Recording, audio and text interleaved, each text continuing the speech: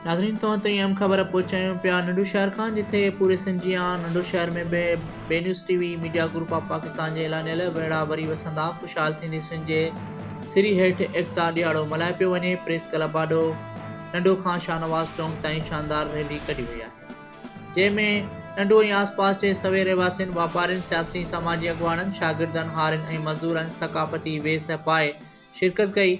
उन मौक़े ते मुख्य तक़रीब शाहनवाज़ चौक ते मुंतक़िद कई वई, जिते पीपी अॻुवाण हाजी सोनारो, मल्हा नूर मोहम्मद खत्री, काविश रिपोर्टर अयूब खत्री, क़ौमी अवामी तहरीक जे अॻुवाण हुसैन दर्स, प्रेस क्लब नंढो जो सदर रोशन अली मेमून ख़िताब कयो, जॾहिं त नंढो ऐं आसपास जे नामवर शाइर फैज़ हाशमी, ज़ाहिद कोसो, शिराज कुंबर पंहिंजे सक़ाफ़ती ॾींहं जे हवाले सां निकोरे शाइरी पेश कई।